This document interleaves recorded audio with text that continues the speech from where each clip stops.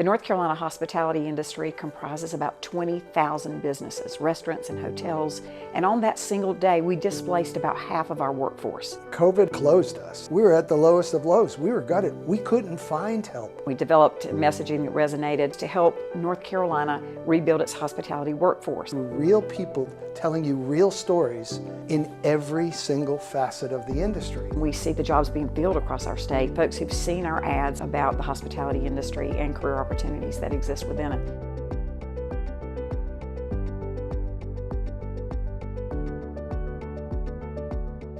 I'm Lynn Minges. I'm President and CEO of the North Carolina Restaurant and Lodging Association. The North Carolina Restaurant and Lodging Association received an allocation of $5 million to help rebuild the North Carolina hospitality industry in the aftermath of COVID.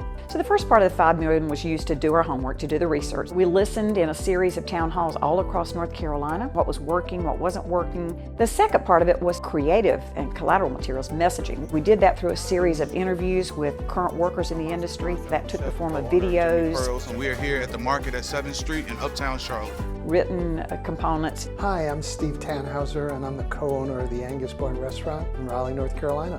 What it kept coming to is, you know what? The hospitality is a passion. It is an honorable profession. It is incredibly flexible, but we're not going to just tell you that.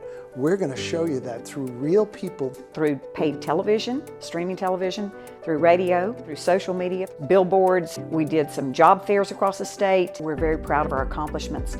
To date, we've generated over 600,000 job applicant starts. That means folks have come to the website, they've clicked on a job application, and they've begun the application process. I have one restaurant, and I had over 700 candidates come through that portal. I am just so thankful to the North Carolina legislature and the people that believed enough that this was important. It's impressive to know that we're really touching lives and touching businesses in each of North Carolina's 100 counties.